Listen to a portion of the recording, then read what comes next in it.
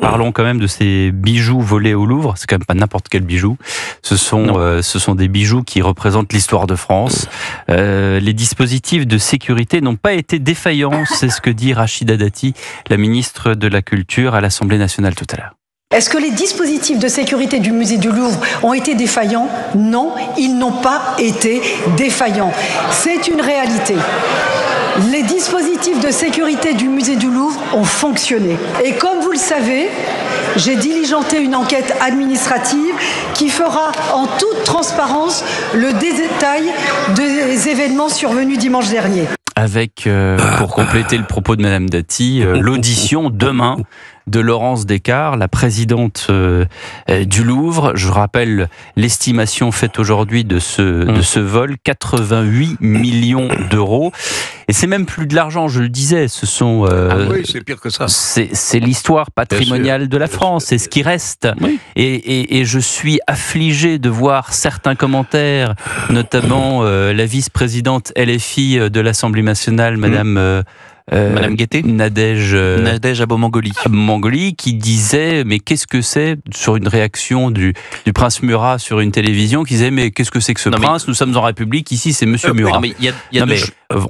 On est totalement hors sol. Pardonnez-moi, mais les deux réactions sont hors sol.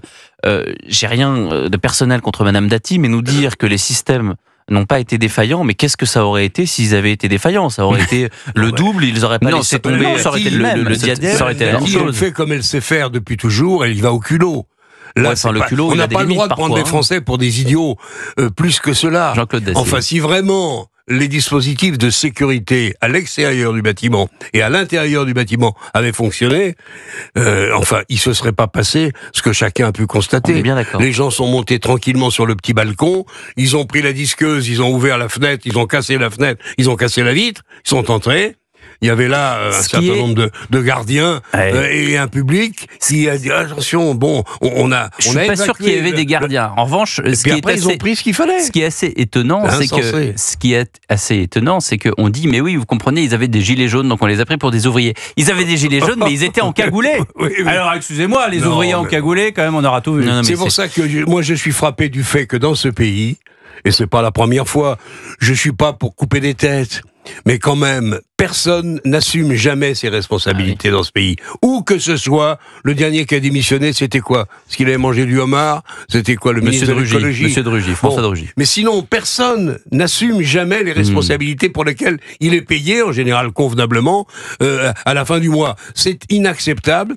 Et tant qu'on en sera là, la bureaucratie continuera. Elle se solidarise, hein. C'est les copains qui se renvoient le truc. Tout va bien. Continuons comme ça. Il n'y a pas de raison que ça s'arrête. Merci Jean-Claude Dacier, merci Jules Torres.